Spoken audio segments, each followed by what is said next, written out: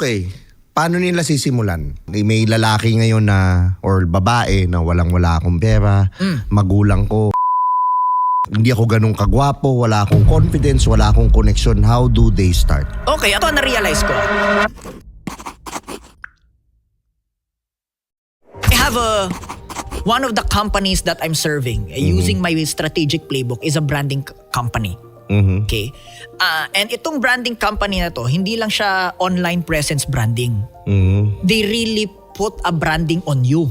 So, ibig sabihin, the way I wear now, ano na to?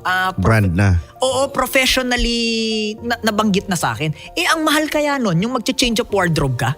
Oo. Di ba hindi, sasabihin sa akin nung consultant ko, na branding consultant ko, wag mo yan suotin, bawal yan. Ito lang sa'yo.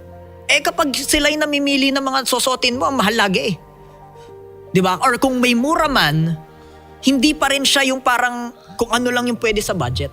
So, ibig sabihin, kaya ang sabi ko, I want professional life, particularly sa mga manonood at nakikinig sa atin ngayon.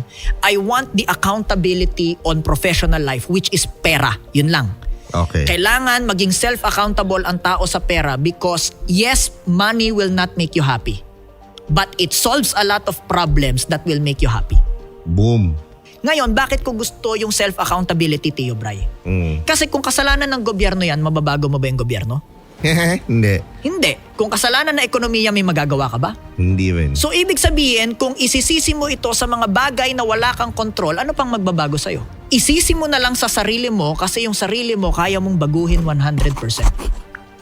Mismo.